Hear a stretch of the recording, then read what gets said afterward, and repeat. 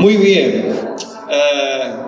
En esta mañana vamos a ir al libro del profeta Amós. Gracias, Señor. El profeta Amós es uno de los profetas que yo diría tiene un mensaje más actual, más relacionado con la iglesia de hoy. Si usted recorre el libro del profeta Amós, se va a encontrar con algunas cosas que están sucediendo hoy en día. Y es impresionante la similitud en cuanto a los problemas y en cuanto a las necesidades de la iglesia.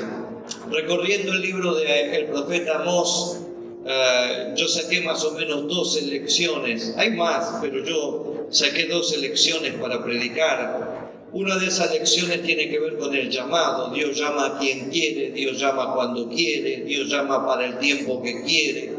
Y eso es maravilloso, gloria al Señor, cuando lo podemos entender. La segunda lección es el pacto entre hermanos, el hecho de que a Dios le interesa mucho cómo nosotros nos relacionamos entre nosotros, el amor, el respeto, la tolerancia que nos tenemos que tener en el servicio al Señor. El tercer tema es el que voy a tocar en esta mañana. Tiene que ver con el menosprecio de la palabra del Señor, cuando la palabra del Señor ya no ocupa el lugar que tiene que ocupar, gloria al Señor. El cuarto tema que saqué tiene que ver con los vulnerables, es decir, el trato que tenemos que tener hacia los pobres, hacia los necesitados, hacia las personas que están sufriendo, que están pasando momentos difíciles, gloria al Señor. El quinto tema tuvo que ver con los cómplices, cuando los padres dejamos nuestro rol de padres y nos convertimos en cómplices de nuestros hijos, y entonces, bueno, en vez de guiarlos en la palabra del Señor, terminamos siendo nosotros los que permitimos que ellos se alejen de las cosas del Señor, ¿no es cierto? En todo este sistema que hay hoy en día, que se nos dice que tenemos que ser amigos. Yo no digo que tenemos que ser enemigos de nuestros hijos, pero nosotros tenemos que ser padres, y ese rol de padre no lo podemos relegar de ninguna manera, gloria al Señor. El amigo consciente, el amigo es cómplice, el padre no debe ser así. El sexto tema que saqué de allí fue cuando el ministerio se rompe, es decir, esto se está viendo mucho hoy en día. La persona continúa con su cargo, continúa con su título, con sus dones, pero esta persona ya no tiene el aval de Dios para lo que está haciendo. El ministerio se rompió por causa del pecado, por causa de la vida que se está llevando. El séptimo tema tiene que ver con la autoridad profética. Dice Amós allí que Dios no hará nada sin consultar con sus siervos, los profetas, ¿no? Y bueno, esto a veces se ha usado para manipular a la iglesia, ¿no? Como que el pastor tiene la exclusiva revelación de Dios y que Dios no se mueve si el pastor no lo autoriza. Y esto nos ha llevado a grandes desviaciones, ¿no es cierto? El octavo tema tiene que ver con algo que a nosotros nos gusta mucho que nos prediquen, que es el dinero, ¿sí? Cada vez que nos predican el dinero en la iglesia hay una sonrisa que no se puede contener, ¿no? El resultado, ya hay peor hermanos que se ríen, se sonríen. El resultado de nuestro dinero, cómo lo tenemos que invertir en la obra del Señor, porque el dinero está relacionado aquí en Amós con el servicio de alabanza y adoración. No es solamente algo material, sino que es algo que debe manejarse también espiritualmente. Nuestra forma de administrar el dinero dice qué tan espirituales somos nosotros, ¿no es cierto? El noveno tema tiene que ver con el encuentro con Dios. Amós trata de provocar un encuentro con Dios en un pueblo que está bastante frío en cuanto a la relación de Dios. El décimo y el undécimo no los prediqué porque son temas para tratar más íntimamente, los mencioné nada más. Uno es cuando la justicia es quebrada, es decir, cuando hay amiguismo dentro del ministerio, y entonces por amistad o por familia hay personas que llegan a los ministerios, pero no tienen ni el llamado ni tienen los dones para llevar ese ministerio adelante, y entonces tenemos un serio problema en la iglesia, ¿no? Porque es el hijo de, pero no es la persona que Dios eligió para llevar adelante la obra, ¿no es cierto? El otro tiene que ver con la hipocresía en el sacerdocio, cuando vivimos una doble vida y le adjudicamos a los otros los pecados que nosotros hacemos. Eso se ve mucho hoy en día, ¿no es cierto? Y el último tema tiene que ver con la restauración de la relación con Dios. Amós habla del tabernáculo caído de la casa de David, y entonces cómo levantar ese tabernáculo que está caído para volver a una relación íntima con el Señor. Pero le decía en el principio que en esta mañana vamos a hablar acerca del menosprecio de la palabra. Yo quiero que usted me acompañe al libro del profeta Amós y quiero leer el capítulo número 2 y leer solamente el texto 4 para ver lo que Amós dice ahí. Amós es considerado el primer escrito profético, es decir, el primer profeta que escribe su propio libro, su propia profecía. Es contemporáneo del profeta Jonás, que profetiza para Israel, pero profetiza esencialmente para un pueblo gentil como Nínive. Es contemporáneo del profeta Oseas, gloria al Señor. Es un hombre que está siendo llamado de una manera especial. Pero vamos a la palabra del Señor. Vamos a pedir la bendición de Dios y vamos a leerlo en el nombre del Padre, del Hijo y del Espíritu Santo. Amén. Dice así la palabra del Señor. Así ha dicho el Señor: por 3 pecados de Judá y por el cuarto no revocaré su castigo, porque menospreciaron la ley del Señor y no guardaron sus ordenanzas, y les hicieron errar sus mentiras, en pos de las cuales anduvieron sus padres. Amén. Gloria al Señor. Denle un aplauso a la palabra de Dios. Veo que en este mundo se aplaude a los ídolos, a los cantantes. A mí me gusta aplaudir la palabra del Señor. Creo que es lo más importante. Gloria al Señor. Muy bien.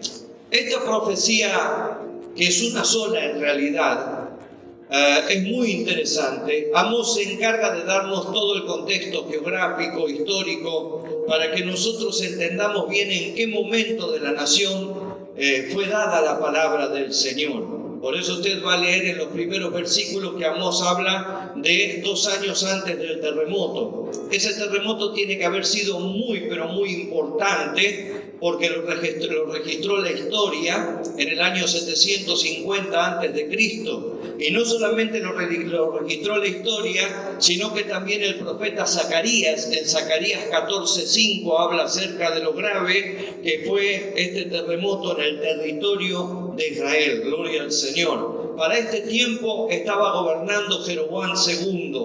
Jeroboam había sido un hombre en algunas áreas brillantes. Había llevado a Israel a una política militar especial, que le había dado paz, que le había dado libertad al pueblo de Israel en ese tiempo. Había llevado a Israel a una prosperidad económica como antes nunca se había vivido. Y esto a veces es un problema, ¿verdad? Cuando estamos muy prosperados económicamente, a veces nos descuidamos espiritualmente, ¿no es cierto?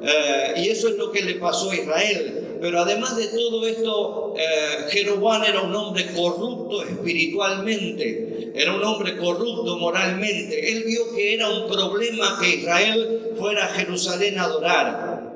Él dijo: si los israelitas siguen yendo a Jerusalén a adorar, ellos van a observar la palabra y yo corro el riesgo de perder el reino. Entonces les hizo 2 becerros de oro. Uno se lo hizo en el extremo norte, en la tribu de Dan, y el otro se lo hizo en el extremo sur, en la tribu de Judá, casi en Betel. Gloria al Señor. Ahí se hizo el segundo becerro de oro, para que el pueblo de Israel no fuera a adorar a Jerusalén, para que el pueblo de Israel se fuera pervirtiendo moralmente y espiritualmente. En este contexto es que Dios llama al profeta Amós. El profeta Amós, él mismo se define como boyero. La palabra que usa en el original es la palabra noked, que no define a un pastor común de ovejas, porque muchos dicen Amós fue pastor de ovejas. Sí, en un sentido sí, pero esa palabra está definiendo a alguien que es un criador de ovejas, a alguien que se dedica a la crianza y a la reproducción de ovejas. Se dice que las ovejas que reproducía en su rebaño Amós eran tan buenas en su lana que venían de todos lados a comprarla, venían de todos lados a conseguirla. Algunos hablan de que era una lana de color negra, muy llamativa, que no se conseguía en cualquier parte del mundo. Así que estamos hablando hablando de una persona que tenía una mini empresa, ¿verdad? Gloria al Señor. Pero además él se define también como recolector de higos, porque en aquel tiempo no se acostumbraba a arrancar las frutas de las plantas. Vio que nosotros vemos una planta que tiene fruta, enseguida nos colgamos para sacar la fruta, ¿no? Por lo menos aquellos que alguna vez anduvimos por el campo. Acá en la ciudad no hay tanto. Pero en ese tiempo eso no se podía hacer, había que esperar que la fruta caiga, que madure, que caiga, y entonces recolectarla para poder comerla, para poder participar de ella, gloria al Señor. Así que esta es la manera en la que Amós se define, como un boyero recolector de higos, un granjero, un hombre que no tenía entrenamiento teológico. Y esto es lo que llama la atención, porque Amós no pertenecía a la escuela de los profetas, pero sin embargo Dios lo llama, y lo llama con una misión, gloria al Señor, la única misión. Mire, a veces nosotros nos ponemos mal en la iglesia cuando no nos dan lugar o nuestra participación es escasa, y sin embargo a este hombre Dios lo llama con una sola profecía, con un solo mensaje. Él vive en Tecoa, a 16 kilómetros al sur de Jerusalén, y para dar el mensaje se tiene que trasladar 35 kilómetros más o menos al norte, pero él está dispuesto a cumplir con el llamado del Señor, aunque sea que esa sola vez Dios lo vaya a usar. ¡Aleluya! Bendito sea el nombre del Señor. Él no está diciendo, no, si Dios no me va a usar de por vida, yo no voy. Él dice, Señor, yo estoy disponible. Es un solo mensaje el que tengo que dar, me basta. Yo lo que quiero es ser usado para la gloria de tu nombre. ¡Aleluya! ¿Cuántos dan gloria a Dios en esta mañana? Así que se traslada este profeta. Yo creo que es un prototipo de los discípulos del Señor.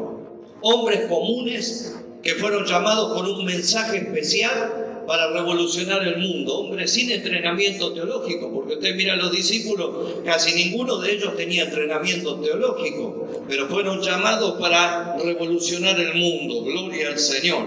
Así que Amós llega al norte, y el sumo sacerdote Amasías está celebrando una festividad religiosa, una de esas tantas festividades idólatras e impuras en la que había sometido al pueblo de Israel, al pueblo del Señor. Y este hombre llega, yo supongo que tiene que haber buscado un lugar alto para hablar, porque era mucha la gente que había, para llamar la atención, para que la gente empezara a mirarlo y a escuchar lo que él estaba diciendo.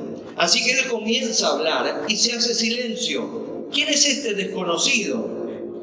¿De dónde salió este que viene a interrumpir nuestra fiesta? Que nos hace callar para que escuchemos lo que él dice que es la palabra del Señor. Imagínense si usted en esta noche, de repente alguien entra en la iglesia, interrumpe la palabra y viene con un mensaje de Dios. La mayoría de nosotros estaríamos mirándolo y estaríamos diciendo, ¿de dónde salió este? ¿Sí? Qué maleducado, cómo se le da por interrumpir la palabra del Señor. Así que la sorpresa de los israelitas era grande. ¿De dónde salió? No lo conocían como profeta, era solamente un granjero del sur. Nadie sabía de dónde había salido, pero este hombre está trayendo un mensaje. Un mensaje que a ellos al principio les gusta. ¿Sí? Porque siempre nos gusta a nosotros cuando Dios dice que va a castigar a nuestros enemigos. Yo puedo verlo en su carita esta mañana. ¿Sí? Yo siempre digo, no diga yo me vengaré, pero yo me vengaré. A nosotros nos gusta cuando Dios le está tirando la oreja a otro. Parece que al tirarle la oreja a otro nos sube de escalón a nosotros, y no, nada que ver. Pero ahí empieza Amós a profetizar a las naciones vecinas. Y a cada nación tiene un reproche para hacerle. Usted va a ver que él dice por 3 o por 4 pecados. No es que esa nación haya cometido 3 o 4 pecados. Esto es como en criollo decir, es la gota que rebalsó el vaso. Dios ya se cansó y entonces Dios decide intervenir. 6 de esas naciones son juzgadas por el trato entre los hermanos. Por eso hablé del pacto de hermanos, ¿se acuerdan? 6 de esas naciones son juzgadas por el trato que han tenido con sus hermanos, porque Dios está interesado en que haya una buena relación, haya una relación de respeto, haya una relación de amor entre nosotros. Entonces son juzgados por los atropellos y los pecados que han cometido con los hermanos. Pero ahora llega el turno de Judá y acá cambia la cosa. Cuando llega el turno de Judá, algo que los israelitas van a celebrar, porque para este tiempo están divididos en norte y en sur y se han convertido en rivales acérrimos a pesar de que son el mismo pueblo y a pesar de que son hermanos. La denuncia de Dios cambia y entonces se vuelve una denuncia espiritual. Y Dios les dice a ellos que los va a juzgar porque ellos han menospreciado la palabra. Es decir, Dios está siendo demasiado exigente con su pueblo. ¿Pero por qué está siendo demasiado exigente con su pueblo? ¿Por qué Dios está tan dolorido por el pecado de su pueblo? Porque a mayor revelación hay mayor responsabilidad. Cuanto Dios más nos revela, más responsables somos delante de la presencia del Señor. Hoy oímos, bueno, delante de Dios somos todos iguales. Sí, en cuanto a almas sí, pero en cuanto a la responsabilidad que tenemos, no. Porque cuanto más luz recibimos de la palabra del Señor, más responsables somos delante de Dios por esa palabra que hemos recibido. Gloria al Señor. Y Judá había recibido una revelación extraordinaria que ningún otro pueblo había recibido. Algunos hablan de herencia. A mí me gusta más hablar de legado. Y le voy a explicar por qué. Porque la herencia la puede cobrar cualquiera. Incluso alguien que no es de la familia. E incluso si no hay ningún familiar pasa a manos del Estado. En cambio, el legado es algo que uno le da a alguien de manera personal, de manera particular. Y lo que Dios hizo con Israel no fue una herencia, fue un legado. Dios les dio la palabra, se las encomendó a ellos para que ellos la guardaran, para que ellos la llevaran adelante. Y no se lo dio así nomás, sino que les dio también las herramientas para llevar esa palabra adelante, para cumplir con ese llamado, para cumplir con ese propósito. Dios siempre que nos llama, nos va a dar las herramientas. Dios siempre que nos llama nos va a capacitar. Nunca nos va a mandar a hacer una obra, una tarea, sin darnos las armas para poder llevarla adelante. Aleluya.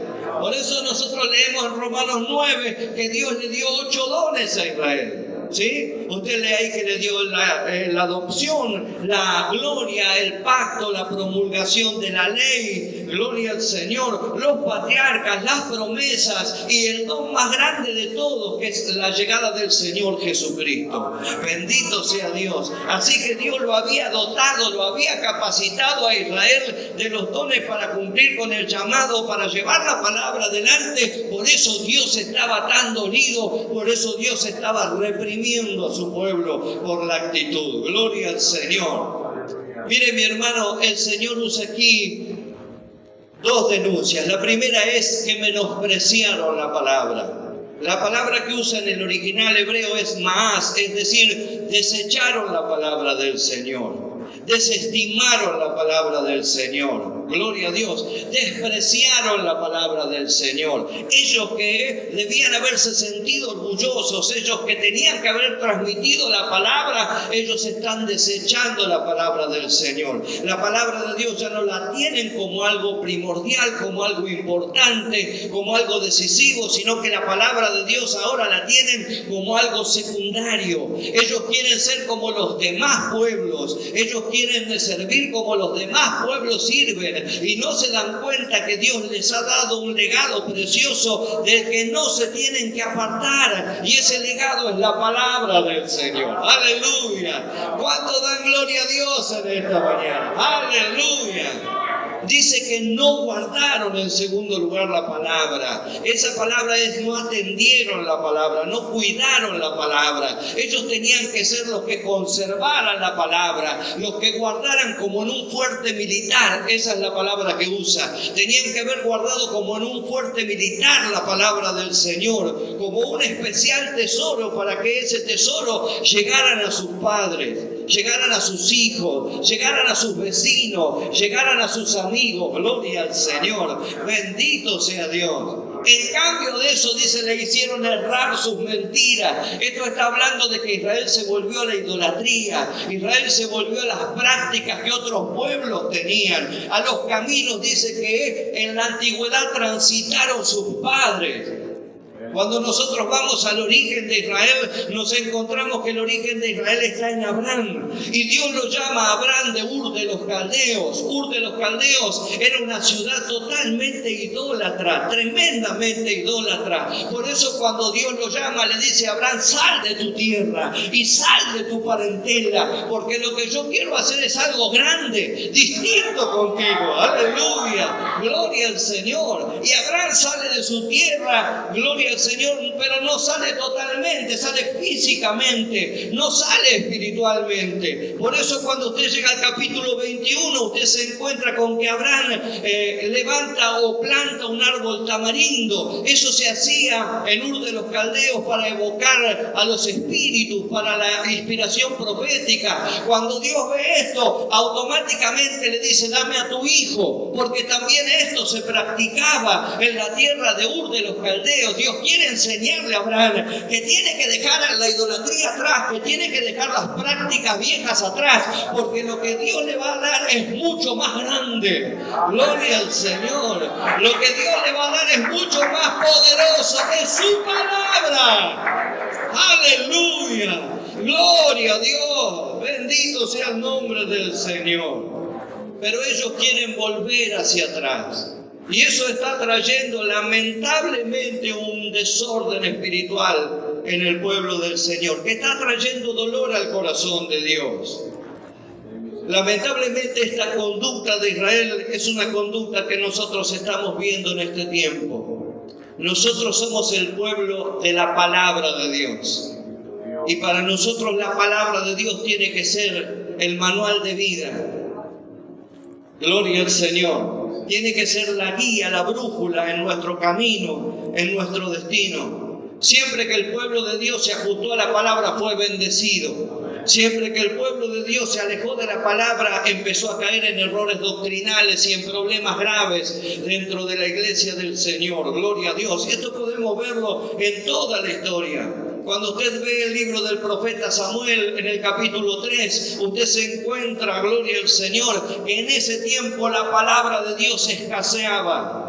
La palabra que usa en el original es la palabra yará, que quiere decir que no le prestaban atención a la palabra, que la palabra de Dios no tenía lugar en los tiempos de Samuel. Y entonces uno ahí empieza a entender algunas cosas, porque a consecuencia de que la palabra no tenía lugar, dice, no había visión con frecuencia. Es que el Espíritu Santo y la revelación del Espíritu trabajan de manera asociadas a la palabra. Si no hay palabra, no hay espíritu. Si no hay espíritu, no hay palabra. Se frena el mover de Dios, se frena la presencia de Dios, se frena la gloria de Dios. Cuando usted va al libro del Génesis, usted encuentra que el Espíritu de Dios se movía sobre la faz de las aguas. Acto seguido, dice la Biblia, y dijo Dios, aleluya, aparece la palabra. Y atrás de ese mover, 8 actos de creación maravillosos tenemos del poder del Señor. Aleluya.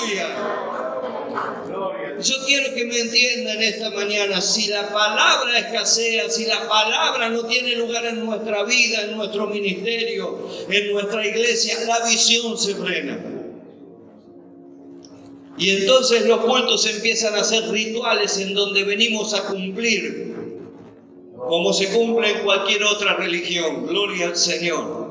Pero lo más grave en el tiempo de Samuel dice que esto, a consecuencia de esto, la lámpara de Dios se estaba apagando. Y es tan triste esto, mi hermano, cuando la lámpara de Dios se apaga en la iglesia. Porque empiezan a aparecer los pecados sexuales, los desórdenes grandes dentro de la casa del Señor. De manera que los hijos de Elí se pervertían de todas formas, violaban mujeres dentro del tabernáculo, se robaban las ofrendas, vivían una vida deplorable y el padre no los estorbaba porque el padre no tenía ni autoridad moral ni autoridad espiritual para poder estorbarlos, porque había dejado la palabra de lado. Bendito sea el nombre del Señor. Es tan grave el caso que Dios le dice por el profeta Samuel, mirá que Dios te va a quitar a tus 2 hijos hijos en un mismo día. Y él está rendido, está vencido porque dejó la palabra. Y entonces dice, bueno, Dios es Dios, que haga lo que quiera. Y efectivamente, Ofni y Fines mueren en el mismo día por el juicio de Dios. Y cuando le llevan la noticia al sacerdote Elí del disgusto, dice que se cae para atrás y él también termina perdiendo la vida. Todo esto a consecuencia de que la palabra no tenía lugar. ¿Qué lugar ocupa la palabra de Dios en nuestra vida? Aleluya. Cuando nosotros vamos al libro de Josué, en Josué 1:8, el Señor le dice 3 cosas a Josué: que nunca se aparte de tu boca el libro de la ley. Es decir, tenés que hablar la palabra, tenés que repetir la palabra, tenés que memorizar la palabra. ¿Cuántos de nosotros tenemos por lo menos un capítulo de la Biblia aprendido de memoria?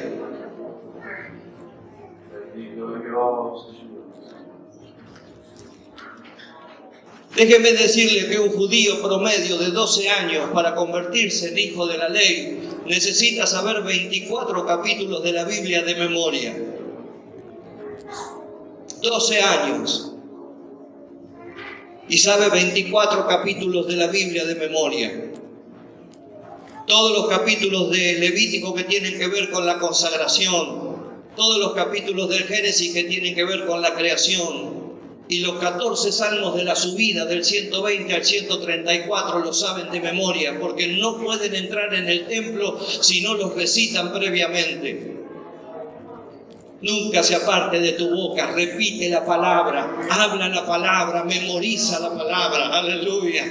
Bendito sea el nombre del Señor. Nosotros si sabemos el Salmo 123, el Salmo 121, el 117, que es el más cortito, algunos versículos del 91, y ya pensamos que escribimos la Biblia nosotros, ¿no? Gloria al Señor, que Dios nos ayude, que la palabra del Señor pueda fluir en nuestra boca, pueda fluir, gloria al Señor, podamos repetirla continuamente. Gloria al Señor. Le dice el Señor a Josué, meditarás en ella. Esa palabra es susurrar la palabra, es imaginarse la palabra. Para imaginarse la palabra usted tiene que meter la mente en lo que está leyendo. Gloria al Señor, porque si no, de otra manera no lo va a poder imaginar. Para imaginarse un personaje bíblico, una situación bíblica, usted la tiene que vivir mentalmente, y eso es lo que Dios le pide a Josué. En el original, vulgarmente, lo que le dice: tenés que rumiar la palabra, traerla de nuevo a tu boca y volver a masticarla y volver a saborearla. Nosotros la palabra la disfrutamos en la reunión, llegamos a la vereda y no olvidamos de la palabra. Y ni que hablar de repasar la palabra en la semana. Bueno, yo en casa los vuelvo locos a mi esposa, ella dice que sí, ¿bien? Porque yo vuelvo a repasar los cultos y a escuchar la palabra. Y generalmente Dios me vuelve a hablar por esa palabra. Eso es lo que Dios le dice a Josué: medita la palabra. Tráela de nuevo a tu boca, tráela de nuevo a tu corazón. Imagínate la palabra. Guardá, le dice en tercer lugar, la palabra, es acumular la palabra. ¿Para qué yo quiero acumular? Pablo también me habla de esto. Pablo dice que tengo que guardar en el buen depósito la palabra del Señor. ¿Para qué? Para que cuando vienen las crisis, los momentos difíciles, los problemas de la vida, yo tenga con qué responderle a esos momentos. Jesús, cuando fue tentado, respondió con la palabra. Y respondió con la palabra porque tenía palabra acumulada dentro del corazón. Si no hubiera tenido palabra acumulada dentro del corazón, no hubiera tenido respuesta para la tentación del enemigo. Cuando usted y yo acumulamos la palabra, tenemos respuesta de Dios. ¡Aleluya! Bendito sea Dios, aleluya. ¿Por qué harás prosperar tu camino?, le dice. Esa palabra es ir hacia adelante. Te voy a hacer ir hacia adelante si guardás mi palabra, si repetís mi palabra, si memorizás mi palabra, y todo te saldrá bien. Bien por el pastor que lo cree. Y todo te saldrá bien. Veo que a veces hablamos con el hermano pastor y dice: a mí todo me sale mal, pastor.